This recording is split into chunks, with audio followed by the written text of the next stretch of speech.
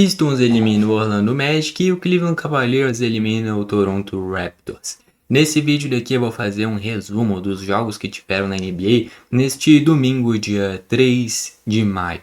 Beleza? Vamos lá então começar sobre esse jogo do Detroit Pistons sobre o Orlando Magic e depois a gente comenta sobre essa classificação também do Cleveland Cavaliers sobre o Toronto Raptors. Já vale destacar, neste confronto do Detroit contra o Orlando chegou a abrir 3-1 na série, mas foi se complicando. No último jogo estava vencendo por uma margem superior a 20 pontos e cedeu a virada para o Detroit Pistons. E aí nesse jogo, decidindo em Detroit, que a real é que o Orlando foi punido pela sua incompetência no jogo passado e ao longo do confronto. O Orlando Magic teve a faca e o queijo na mão para eliminar o Pistons na última partida, no jogo 6. Deixou chegar no jogo 7 e aqui o Pistons jogando em casa com o apoio da sua torcida não teve nem competitividade. O placar final ficou em 116-94 por uma boa parte da partida, principalmente após o intervalo. O Pistons controlando uma margem de 20 pontos, o Magic se esforçando para chegar perto, mas nunca de fato conseguindo ter uma fagulha de esperança.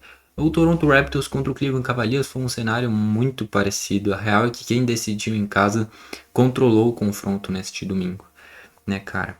Eu já queria destacar o seguinte, eu normalmente trago a análise individual destes jogos. Eu acho que eu vou buscar trazer a análise de Pistons e Orlando Magic lá no 42 NBA Club, que é o meu outro canal sobre NBA, e de Cavaliers e Toronto Raptors eu vou trazer aqui, tá bom? Acaba que eu demorei demais para postar esse vídeo, eu sei disso. Mas amanhã eu vou postar mais cedo dos jogos dessa segunda-feira, tá bom? Então, olhando para Detroit Pistons e Orlando Magic. Primeiro do lado do Pistons. Cade Cunningham teve 32 pontos, além de 12 assistências, teve apenas um rebote. Não foi muito participativo nesse quesito, mas duplo-duplo, 12 assistências, matou 4 bolas triplas, 10 de 18 nos arremessos, grande jogo do Cunningham. Tobias Harris, uma partida impressionante, 30 pontos além de 9 rebotes, 11 de 18 nos arremessos, 5 bolas triplas. O Tobias Harris vem sendo bem constante nesse time do Pistons nestes playoffs, regularmente entregando 20 pontos. E dessa vez chegou na casa dos 30 e tendo um aproveitamento muito bom, ainda matando 5 bolas triplas. A real é que ao longo desses playoffs, o Tobias Harris vem sendo o grande coadjuvante do Cade Cunningham, bem mais até do que o Jalen Duren. Falando em Jalen Duren, deste jogo ele teve 15 pontos além de 15 rebotes. Já uma imposição um pouco maior, teve 15 rebotes. Mas mesmo assim é uma série muito frustrante do Jalen Duren. E como eu disse, ao longo desta série, pelo menos, contra o Magic, o Tobias Harris foi mais importante que o Jalen Duren e se tornou, na minha visão pelo menos, hoje o grande coadjuvante desse time. O protagonista é o Cade Cunningham, indiscutível, mas eu acho que o Tobias Harris mostrou que tem um papel até mais importante do que o Jalen Duren ao longo dessa série. Duncan Robinson entregou 10 pontos também, não fez lá grande atuação, teve 2 de 10 nas bolas triplas, por exemplo. E o Ausar Thompson discreto com apenas 8 pontos também.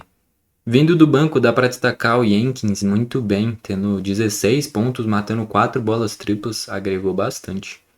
E aí olhando para o lado do Orlando Magic agora, Paulo Banchero fez mais uma grande atuação, justamente neste último jogo da temporada. Teve 38 pontos, 9 rebotes, 6 assistências, matou 4 bolas triplas. Grande jogo do Banchero, jogou demais, só que aí faltou companhia, né? O Desmond Bane teve apenas 16, ele teve 5 de 10, 50%, nem é ruim, só que ele arremessou muito pouco, né? Eu espero muito mais do Desmond Bane. Acho que de fato faltou protagonismo para ele. Ainda mais sem o Franz Wagner, o Desmond Bane tinha que ter chamado mais o protagonismo. Wendell Carter Jr. teve 13 pontos, Jalen Suggs muito mal de novo, apenas 6 pontos, até teve 4 roubos de bola, número interessante, mas 2 de 9 nos arremessos, 0 de 4 nas bolas triplas, ele que é uma peça tão importante desse time. No jogo passado foi horroroso, ele teve 1 de 10 nos arremessos, e agora 2 de 9, a real é que o Jalen Suggs mostrou uma ligeira limitação ofensivamente falando nestes playoffs. Ele defensivamente segue sendo muito importante para esse time, mas ofensivamente deixou a desejar. E o Jamal Cain, que é quem substitui o Franz Wagner, teve 5 pontos. Vindo do banco dá para destacar o Anthony Black com 11, mas a real é que o banqueiro jogou sozinho. Enquanto do lado do Pistons, o Tobias Harris entregou 30 pontos para ajudar o Cade Cunningham, aqui do lado do Orlando Magic, ninguém ajudou verdadeiramente o Paulo Banqueiro. Então, assim o Orlando Magic dá adeus. Como eu disse, a real é que no jogo passado que o Magic perdeu a chance de passar de fase. Um jogo onde tinha aberto mais de 20 pontos de vantagem, fica muito tempo sem produzir pontos. Ao longo do segundo tempo de partida inteira fez 19 pontos contra o time do Pistons. E naquele jogo 6, que jogou em casa ainda, era para o Orlando vencer e fechar a série em 4-2. Perdeu, o Pistons empatou em 3-3. E agora nesse jogo 7 o Pistons elimina o Magic. A real é que o Magic pipocou. No jogo passado era para ter garantido sua classificação. Não fez isso e agora foi punido. E aí a gente vai para o jogo do Cleveland Cavaliers contra o Toronto Raptors, onde teve um pouco mais de equilíbrio, mas mesmo assim o Cleveland controlou boa parte da partida e venceu por 114-102. Olhando para os destaques da partida, Donovan Mitchell teve 22 pontos, 2 de 9 nas bolas triplas, o que é ruim, e 9 de 20 nos arremessos, o que é ok, é razoável. Nada demais, uma atuação extremamente ok pelo que se espera do Donovan Mitchell. Jarrett Allen, essa sim é uma grande novidade.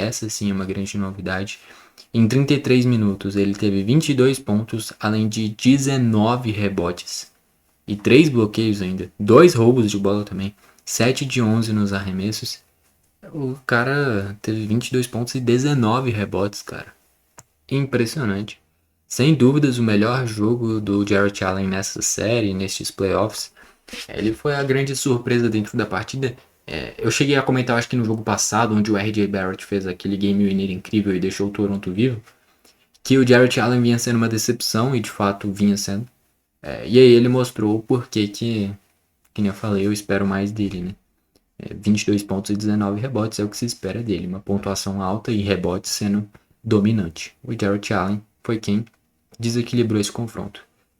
Neste jogo 7, o Jarrett Allen apareceu e é assim que o Cleveland Cavaliers passou de fase, né? James Harden teve 18 pontos, bem discreto. Desses 18 pontos, 11 foram de bolas triplas. 11 de lances livres. Mais da metade dos arremessos, mais da metade das cestas dele, né? Dos pontos dele. Mais da metade dos pontos do James Harden através de lance livre. Mobley teve 13 pontos, além de 7 rebotes. E o Jim Wade teve 5 pontos. Vindo do banco dá para destacar o Sam Merrill com 13 e o Max Strus com 12, além de 8 rebotes. O Jalen Tyson, vindo do banco em 18 minutos, teve 9 rebotes também, impressionante. Os bancários do Cleveland ajudaram bastante. E aí quando a gente olha do lado do Toronto Raptors agora, Scottie Barnes, 24 pontos, 9 rebotes e 6 assistências, foi bem de novo. Fez uma série muito interessante mesmo. Por mais que o Raptors tenha sido eliminado, Scottie Barnes foi muito bem. O R.J. Barrett teve 23 pontos, mas desta vez tendo 9 de 25 nos arremessos e 1 de 6 nas bolas triplas. De novo ele agregou na pontuação, mas com o peso de um aproveitamento de arremessos ruim. Né? Ele foi o grande nome na vitória do jogo 6 e se depositou muita expectativa nele, mas não foi correspondido. Tanto é que o Scottie Barnes teve 14 arremessos e o R.J. Barrett teve 25. Ele teve 11 arremessos a mais que o Scottie Barnes e mesmo assim o Scottie Barnes fez uma pontuação maior do que o R.J. Barrett, mostrando justamente a ineficácia do R.J. Barrett no seu aproveitamento de arremessos. Jamal Shead teve 14 pontos e 7 assistências, mas apenas 5 de 16 nos arremessos, aproveitamento ruim, ele que substituiu o Brandon Ingram. Jacob Walter teve 13 pontos desta vez, e o Poeltl, que é o pivô desse time, 9 pontos além de 7 rebotes. O maior destaque dos bancários foi o Colin Murray-Boyles, que fez um playoffs muito interessante por sinal, tendo 8 pontos e 4 rebotes. E assim o Toronto Raptors dá adeus à temporada. Confesso que estava interessante esse time do Toronto. Queria que ficasse vivo mais tempo. Mas não aconteceu isso. E assim o Toronto Raptors dá adeus à temporada. A real é que a ausência do Brandon Ingram nesses jogos importantes teve impacto. E o Quickley não ter disputado nenhum jogo dessa série também foi uma ausência bem sofrida.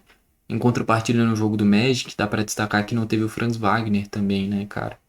Então, nomes importantes tanto do Orlando e do Toronto também não jogaram.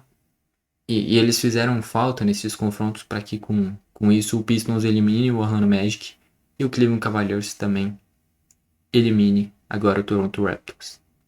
Com isso, o Pistons irá enfrentar o Cleveland Cavaliers. Justamente as equipes vão se enfrentar. O Pistons, depois de eliminar o Magic, vai enfrentar o Cavaliers, agora que eliminou o Toronto Raptors. É um confronto onde o Pistons é favorito, mas a discrepância talvez seja uma das menores dentro de todas as séries que vão ter, né, cara? Porque a gente vai ter Lakers e OKC, onde o OKC é muito favorito, ainda mais sem o Doncic a princípio. A gente vai ter Minnesota Timberwolves todo remendado contra o San Antonio Spurs. A quantidade de desfalques do Wolves torna o Spurs bem favorito.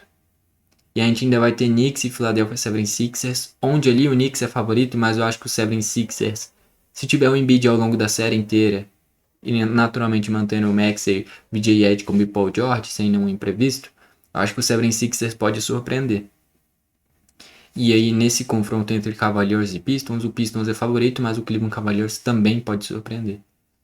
Então, eu acho que estes dois confrontos, Cleveland e Pistons, que é justamente o resultado desses dois jogos de hoje, desse domingo, aliás, né? E Knicks e 76ers, que são jogos onde podem ter muito equilíbrio. Acho que o Wolves e Spurs, o Spurs é bem favorito. E OKC e Lakers, o OKC é bem favorito.